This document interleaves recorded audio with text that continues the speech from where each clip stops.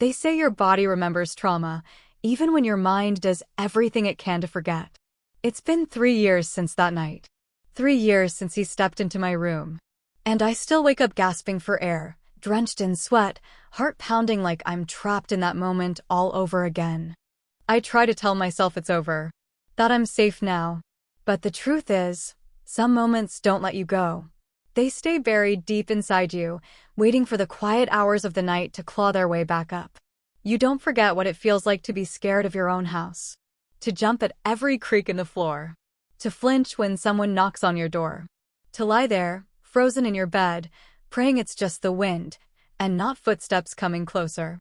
I was 17, old enough to know something was wrong, but too young to fully understand what to do about it. And when the person making you feel unsafe is someone your mother trusts with her life, you start to question everything, even yourself. Was I imagining it? Was I overreacting? Was it my fault? That's the worst part. The shame, the confusion, the constant, nagging voice in your head that says, maybe you brought this on yourself. He was supposed to be my stepfather. He was supposed to protect me. But instead, he looked at me in a way no grown man should ever look at a girl. And what makes it worse? I stayed silent. For way too long. Because I didn't think anyone would believe me. Because I was scared of tearing my family apart. Because I didn't want to be called a liar. Or worse, a troublemaker. This story isn't easy for me to tell. I've kept it locked away for so long, I started to believe maybe it wasn't even real. But it was. And it changed everything. If you've ever felt scared in your own home, if you've ever doubted your own instincts because someone made you feel small or crazy, then you already know how deep this kind of pain goes. I'm telling this now not because I've fully healed, but because I know someone out there is where I was confused, scared, silent. And if that's you, you're not alone. Subscribe to Heartfelt Tales Unfold, because these are the stories most people are too afraid to tell. And what happened next? I still can't believe it myself. I used to write in a little blue journal. Nothing fancy, just a cheap spiral notebook I'd bought at the corner store with leftover lunch money. It was my escape.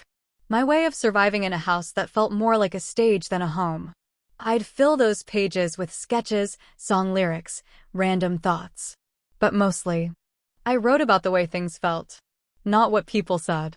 Not what they did. Just how it all made me feel. My name is Maya. I was 17 when all of this happened. Quiet. Kept to myself. The kind of girl who noticed everything but never said much. I was always the observer in the room. The one who stayed silent when everyone else talked over each other. I didn't have a ton of friends. I didn't go to parties. Honestly, most of the time, I didn't feel seen at all. Home was complicated. My mom, she worked a lot. Double shifts, always tired, always distracted. She used to be warm before the divorce. Before the late nights and the forced smiles. Now, it was like she was constantly trying to prove something. Like if she kept our house spotless and posted enough happy family pictures online, it would make up for all the cracks underneath. Then there was Gary, my stepfather. The man she married just under a year after splitting from my dad. Too soon, if you ask me. But she said he made her feel safe. That he was stable. Gary was the kind of guy who knew how to charm a room. He'd slap your back a little too hard, laugh a little too loud, tell jokes that made my skin crawl but had everyone else in stitches. At first, I thought I was being dramatic. But there was always something off about him. Something that didn't match the polished, friendly face he put on for the world. Behind closed doors, he wasn't loud. He was quiet. Controlled. Calculated. He'd compliment me in ways that didn't feel right. "You've really grown up," he'd say, letting his eyes linger too long. Or, "You should smile more. You've got a beautiful mouth." My mother would laugh it off. She thought he was just trying to bond with me. She wanted us to be a family so badly, she ignored what was right in front of her. Our house was small. 3 bedrooms. 1.5 baths. Thin walls, you could hear everything. Every conversation, every whisper, every footstep at night. My room was at the end of the hallway. The farthest corner. It was the only space that felt like mine. I kept the door closed at all times. Not because I had anything to hide, but because it was the only place where I could breathe. Still, no door feels thick enough when someone wants to cross boundaries. Dinner time was the worst. Gary always made a big show of being dad of the year. He'd ask about school, pretend to be interested in my drawings. But there was always this underlying tone, like he was studying me, waiting for me to say something, do something, react. My mom? She'd be busy checking her phone, planning her work schedule, worrying about bills. She missed everything. Or maybe she chose to miss it. I remember one night, I must have been sitting cross-legged on the couch, wearing just a long t-shirt. Gary walked in, looked at me, and said, "You sure you're still 17? You're gonna have boys crawling all over you soon." I laughed, nervously. But it wasn't funny. It was never funny. I started wearing baggy clothes around the house. Stopped making eye contact. Avoided him as much as I could without making it obvious. But somehow, no matter what I did, he was always there.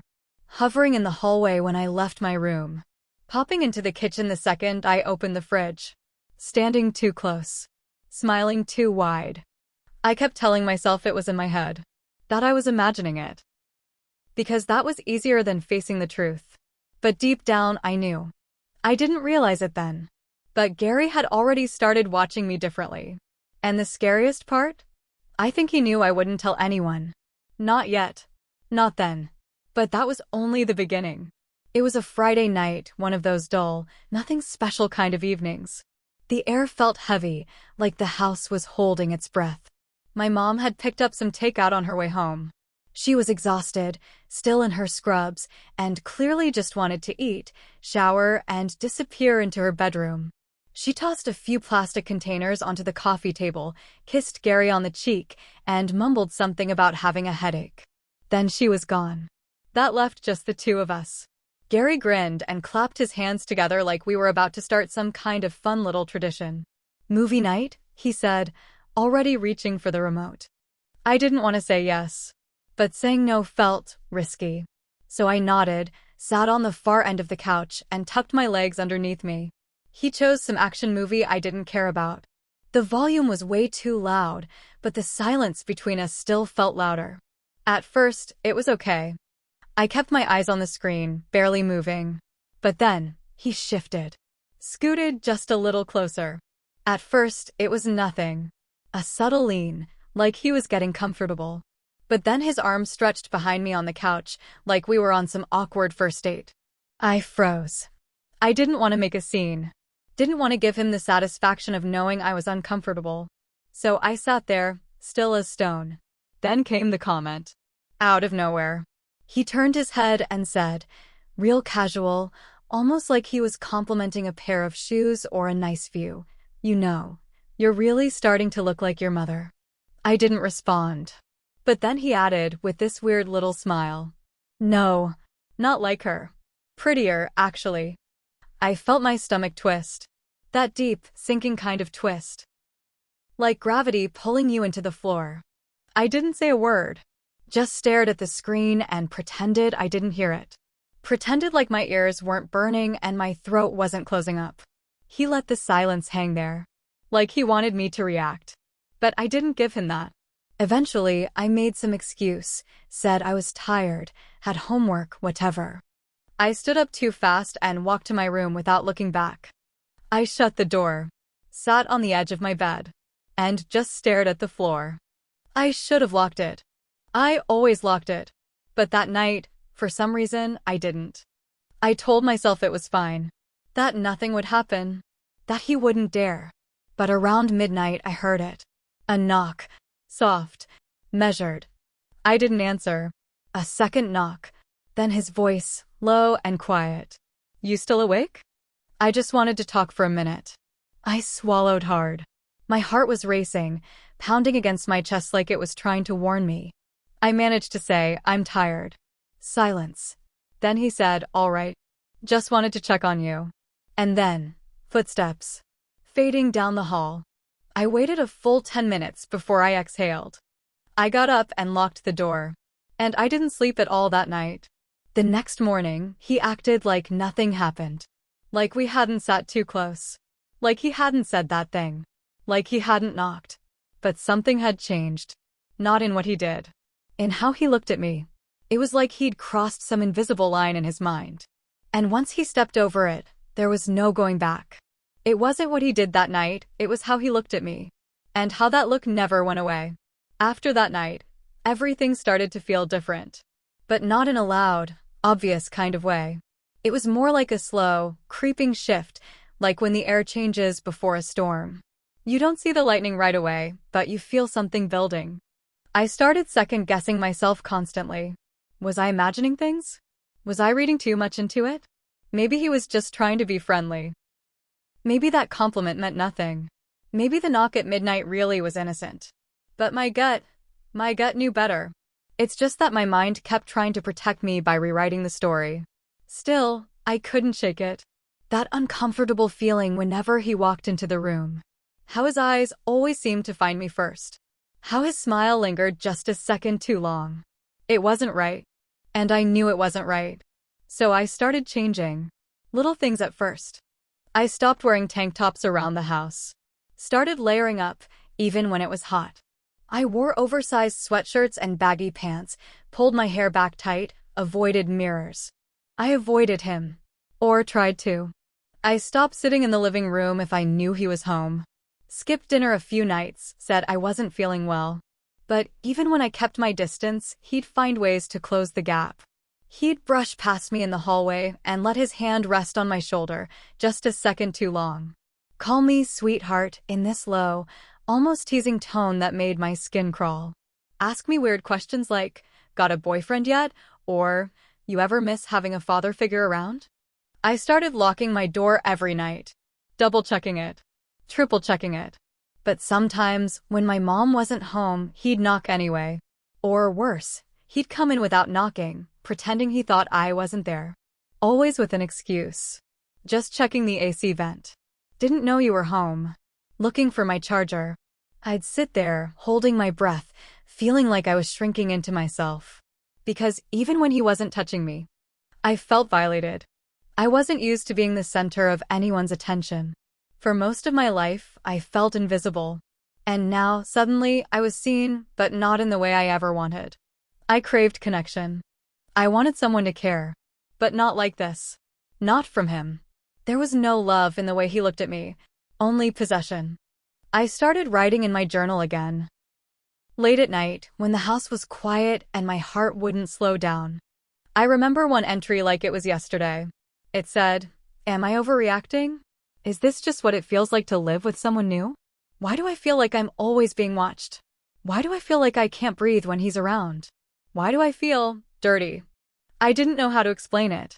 I just knew that my body was tense all the time.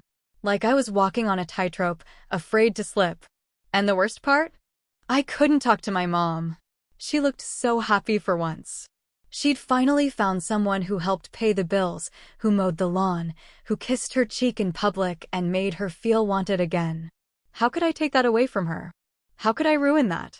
So I stayed quiet. And every day I grew more distant. From her. From myself. From everything that used to feel safe. I didn't feel protected anymore. I felt watched. And the longer I kept the truth inside, the more it started to eat away at me. Bit by bit. Piece by piece. Until I wasn't sure who I was anymore. I just knew. I didn't want to be her. Not the girl in that house. Not the girl with secrets. Not the girl who felt like prey. But I was. And I didn't know how to stop it. It was a Thursday afternoon when my mom told me she'd be leaving for a work conference. Just 2 nights. Friday to Sunday. She seemed so excited, said it was a big deal, that she'd finally be presenting something important to her bosses. I smiled and told her I was proud of her. But deep down, I felt cold. She didn't even ask if I'd be okay staying alone with Gary. Didn't think twice. She just said, "You and Gary will be fine. He'll make sure you eat something other than cereal." Then she kissed my forehead, grabbed her suitcase and walked out the door. And just like that, it was just us. The silence in the house was immediate. Thick. Unsettling. Even the air felt heavier, like it knew something I didn't. I stayed in my room for most of that evening, pretending to do homework. I had my headphones in, but I wasn't listening to music. I was listening to him, his footsteps in the hallway, the opening and closing of kitchen drawers, the hum of the oven. Around 7, he knocked on my door. I didn't answer. Then I heard his voice light, playful. "Dinner's ready. I made your favorite, spaghetti and garlic bread." He said it like we were close. Like he actually knew what my favorite was. He didn't. But I was hungry and scared of what would happen if I kept avoiding him. So I came out. The table was already set. Candles. Actual candles. Like this was some weird date night instead of a casual dinner. He smiled when he saw me. "You look nice," he said. I was wearing sweatpants and an old hoodie. I sat down and kept my eyes on my plate. He talked more than usual, asked about school, my classes, whether any boys were giving me attention. I forced a laugh and changed the subject. That's when he said it. "You know, we never get alone time. It's kinda nice, don't you think?" My stomach twisted. I barely ate. Every bite felt like it might come back up. He watched me the whole time. After dinner, I cleared my plate and tried to retreat to my room. But as I was walking away, he said, "Hey, don't go hiding in there all night. Come watch a movie with me." I shook my head. "I'm tired," I said. He followed me down the hall. "The living room TV isn't working, power strips fried or something. We can just use yours. I'll bring snacks." I stopped at my door. I really just want to sleep. But he was already walking past me, already pushing my door open. Like it was his room too. He sat on my bed, kicked off his shoes, and patted the spot next to him. "This'll be fun. Come on, you pick the movie." I stood there for a second, frozen. My heart was pounding in my chest so loud, I thought maybe he could hear it. But I didn't know what to do. So I sat down. At the edge. As far from him as I could get. He handed me the remote. I picked some random old comedy, something loud, distracting. He leaned back like he was settling in for the night. Then he started talking about how proud he was of me. How mature I'd become. How I handled myself like a woman. I felt like I was shrinking. At one point, he reached over and brushed my hair away from my face. Said there was something on my cheek. There wasn't. I didn't flinch. Didn't move. I just sat there, staring at the screen, barely breathing. Then, I decided to pretend I was falling asleep. I closed my eyes, slowed my breathing, and let my body go limp. It was the only escape I could think of. I thought he'd take the hint. Thought he'd get up and leave. But he didn't. I could hear him. His breathing changed. Slower, deeper. He was still there. Sitting close. So close I could feel the heat from his body. Every second felt like an hour. My skin was crawling. My fists were clenched under the blanket. I thought maybe if I stayed still long enough, he'd go. Eventually. I felt the bed shift. He stood up. Paused for a second. Then he walked out. I didn't open my eyes until I heard the door click shut. I lay there in the dark, heart racing, eyes wide open, staring at the ceiling. Too scared to cry. Too ashamed to speak. Too confused to move. I should have said something. I should have screamed. I should have told him to get out.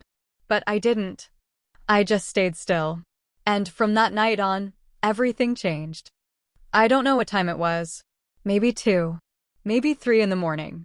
But I remember waking up to this strange stillness. The kind that makes your skin tighten before your brain catches up. Then I heard it. The creak of the floorboards outside my room. Slow. Careful. And then, the door handle turned. My heart dropped. I'd forgotten to lock it. Again, the door opened just a crack. And in the sliver of hallway light, I saw him. Just standing there. Still. Then, his voice. Soft. Almost a whisper. "Are you awake?" I didn't answer. Maybe if I pretended to sleep again, he'd go away. Maybe he'd think I didn't hear. But the door opened wider. And he stepped in. My chest tightened so hard it felt like I couldn't breathe. I was lying on my side, frozen, pretending to be asleep, just like before. But he didn't stop at the doorway this time. He walked over and sat on the edge of my bed. Like it was normal. Like he belonged there.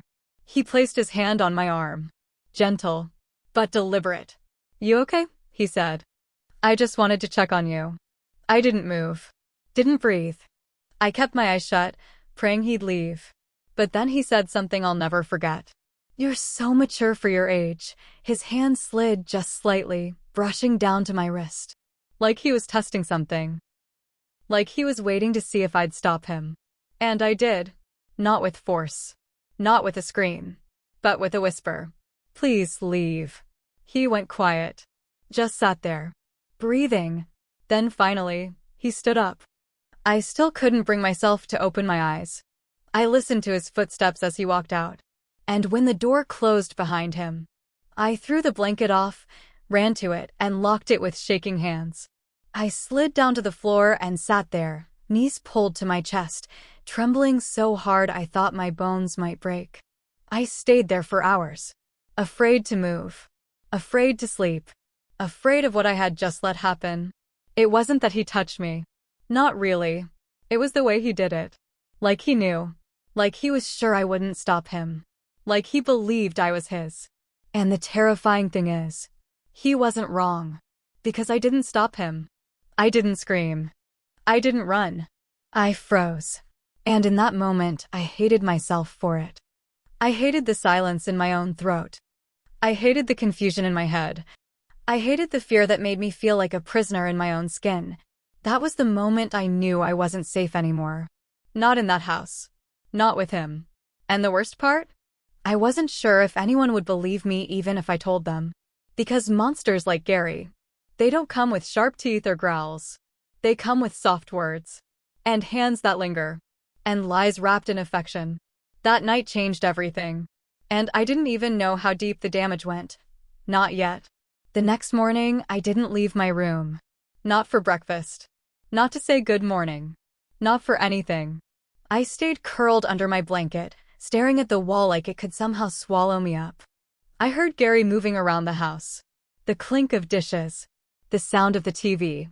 His fake, cheerful humming drifting down the hallway like nothing had happened.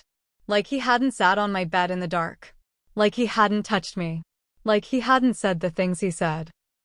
When I finally got up, I waited until I heard him step into the backyard before I crept out to grab something to eat. I made a peanut butter sandwich in silence.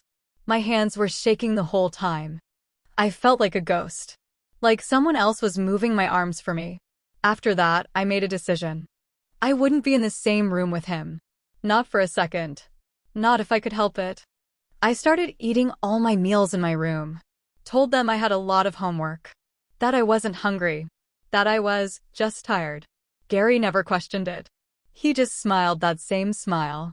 That smug, knowing smile. And said, "Teenagers. Always hiding away." But I could feel it. He was watching me more. Every time I walked from my room to the bathroom. Every time I came home from school. Even if he didn't say anything, his eyes always found me. Like he was waiting.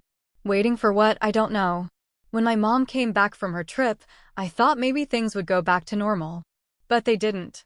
Because I wasn't normal anymore. I was quiet. Withdrawn. Barely spoke at dinner. Didn't sit on the couch. Didn't laugh at her stories. She started noticing. At first, it was subtle. "You okay, sweetie? You've been quiet lately." Then it turned into concern. "Is something wrong at school?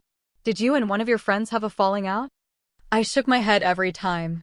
Told her I was fine. That it was just stress. That I wasn't sleeping well. But what I really wanted to say was, "Mom, he came into my room at night. Mom, he touched me. Mom, please look at me and see what's happening." But I couldn't say it. Because the words felt too heavy. Because I was scared she wouldn't believe me. Because she looked happy for the first time in years. And I couldn't be the reason that fell apart. So I stayed quiet. And I started slipping. I stopped turning in assignments. Started skipping school on days when I couldn't bring myself to fake a smile. My grades dropped. My teachers noticed. One even called my mom. She asked me about it, her face all worry and disappointment. And I just shrugged. "I'm fine." But I wasn't. I was unraveling, and I felt like no one could see it. Until one afternoon, I found myself in the art room after school. It was empty. I didn't want to go home, didn't want to face him. So I stayed there, sketching random shapes, dragging my pencil across the paper just to feel something move under my hand. That's when she walked in, Miss Turner, the art teacher. She was young, probably only a few years out of college. Kind eyes. The kind of person who always remembered your name, even if you weren't in her class. She sat down across from me and said, "You've been in here a lot lately." I nodded, kept my eyes on the paper. Then she said, "You don't have to talk if you don't want to. But I just want you to know. I see you." And that broke something in me. I didn't tell her everything. Not at first. But I told her enough. That I was scared at home. That someone was making me uncomfortable. That I didn't feel safe anymore. She listened. Really listened. And she didn't say I was overreacting. She didn't ask what I was wearing. She didn't question whether I misunderstood. She just said, "I believe you." I finally told someone. But it wasn't my mother. After that day in the art room, it was like something inside me cracked open. Just enough to let the truth slip out. Not all at once, but slowly. Like my soul was trying to find its voice again. I didn't know who else to trust. But I couldn't carry it by myself anymore. So, I told Rachel. She wasn't even my closest friend, really. But her older sister, Nina, she was 23, in college, studying social work. She always made me feel safe. She had this calm energy, like nothing you could say would scare her off. I asked Rachel one afternoon if Nina was home. She gave me this weird look but nodded. I walked into Nina's room and sat on her floor. Didn't even ask permission. I think she knew something was off immediately. She closed her laptop, sat on the rug beside me, and said, "Talk to me." And I did. I told her everything. Not just what happened that night, but everything leading up to it. The comments. The looks. The way he'd touched my arm. The night he sat on my bed while I pretended to sleep. And when I was done, when I was trembling, biting my lips so hard it almost bled, she didn't look shocked. She didn't look confused. She looked angry. But not at me. She said, "That's not okay. That's not your fault. You didn't do anything wrong." And I started crying. Like, ugly crying. Because until that moment, no one had said those words to me. She didn't hesitate. She asked if I felt safe going home. I shook my head. The next day, she went with me to the school counselor. That part was hard. Even harder than telling Nina. Because when you say the words out loud in front of someone official, it becomes real. I was terrified. Was it too late? Was it too vague? Would they say it wasn't serious enough? That nothing really happened? The counselor, Mrs. Lewis, was kind. She listened without interrupting. She asked gentle questions. She wrote things down. And at the end, she said something I'll never forget. "You're incredibly brave. I'm proud of you for speaking up." Then she explained what would happen next. She was a mandated reporter. That meant she had to report it. To Child Protective Services. Everything after that felt like a blur. Phone calls. Paperwork. Meetings. They asked if I had somewhere else I could stay for a little while. I said yes. Nina offered her couch. Her parents were supportive. They didn't ask too many questions. They just opened their home. And for a few days, I breathed easier. For the first time in weeks, I could sleep through the night without checking the lock 5 times. But then came the part one was dreading the most. They contacted my mom. She came into the counselor's office after work. Still in her heels, phone in hand, all rushed and flustered. And the moment they told her why she was there, everything in her face changed. She didn't cry. She didn't hug me. She didn't even ask if I was okay. She looked straight at me and said, "What is this? What kind of story are you telling?" The counselor tried to intervene, but my mom raised her hand and said, "No. I want to hear it from her. From you." "Maya, what is this? Why would you say something like that?" My mouth went dry. I couldn't speak. So Mrs. Lewis explained again. Patiently. Calmly. She said I was scared. that I had been experiencing inappropriate behavior at home. And my mom, she laughed. Not a happy laugh. A bitter, disbelieving one. You're telling me Gary did something to you? Gary? After everything he's done for us. Then she looked me in the eye and said it. The sentence that would stick with me forever. You just want attention. That's what this is, right? You're mad that I'm finally happy, so now you want to ruin it. I didn't even cry. I just sat there. Still. Numb. As if every word she said was a nail being hammered into my chest. My own mother called me a liar. She said I wanted attention. And in that moment, I realized something even worse than what Gary had done. I was completely on my own. If you've listened this far, thank you. I know this story wasn't easy to hear. It wasn't easy to tell, either. But I told it because someone out there, maybe you, needs to know that you're not crazy. You're not dramatic. You're not imagining it. If something feels wrong, it is wrong. Even if no one else sees it. Even if the person doing it wears a smile in public and brings your mom flowers. Even if you love them, or want to. Even if it's complicated. Your instincts are real. That tightness in your chest? That feeling like you're being watched when you're supposed to feel safe? That's not paranoia. That's your body protecting you when the people around you fail to. And if you've ever tried to speak up and felt dismissed. If you've ever been called a liar by the people who were supposed to love you unconditionally. If you've ever wondered whether your voice matters, it does. You do. Have you ever been through something like this? Felt alone in your own home? Like your truth didn't matter? Tell me in the comments. I'm here. I'll read every word.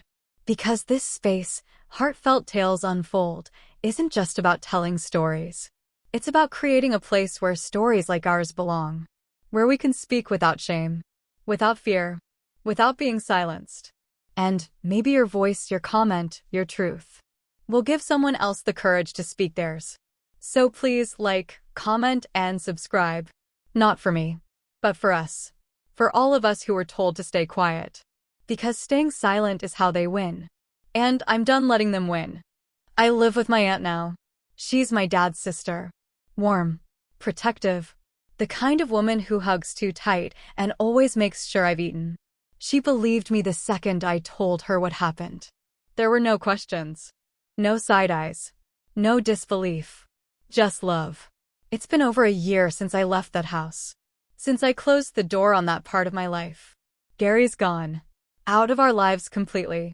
The investigation happened. And while it didn't lead to charges, it did lead to the truth being exposed. My mother still doesn't talk to me. She chose him. And that's a wound I don't think I'll ever fully understand. But I've learned something important. Healing doesn't start with others. It starts with you. Every day I'm rebuilding. Piece by piece. Learning how to feel safe in my own skin again. To trust myself. To forgive myself for staying silent and for being afraid. Because it wasn't just what Gary did. It was the silence that followed. The silence that almost broke me. But I'm still here. And I didn't share my story for pity. I shared it for power. For every girl who froze. For every kid who doubted their own fear. For every person still living behind a locked bedroom door. You're not alone. And you are not to blame. Some wounds aren't visible. But they still bleed. And telling the truth? That's how we start to heal. Thank you for listening to my story. Subscribe to Heartfelt Tales Unfold, where silence ends and healing begins.